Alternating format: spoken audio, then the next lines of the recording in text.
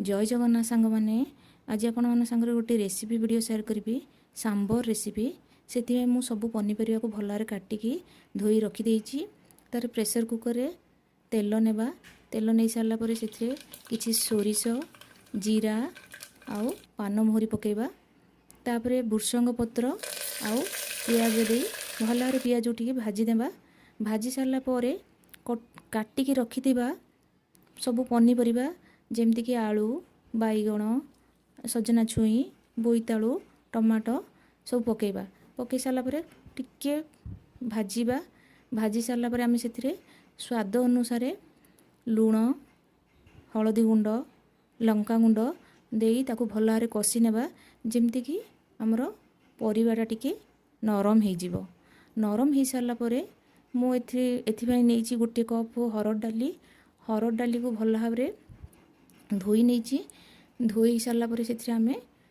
pressure cooker रे डाली देदेबा डाली दे सारापर तापर पानी देबा मु एथिरे 2 ग्लास पानी नहीं तापर शेष रे आम सांबर मसला दे प्रेसर कुकर को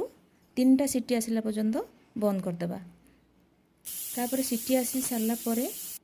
देखंतु से किछि गुड़ आउ तेंतुली पानी देबा देकी ताकू भलारे घांटी देबा तापर छुंक पाई कड़ाई रे पुणी थरे तेल नेबा तापर सोरिष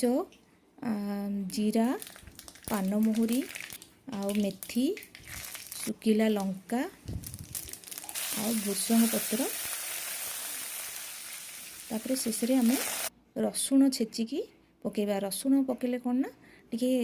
सांबर फ्लेवरटा भल आसी जाए आउ भल टेस्टी मध्य लगे देखो से फुटण को लेकिन सांबर देदेबा तापर भल भाव ताको घांटी देबा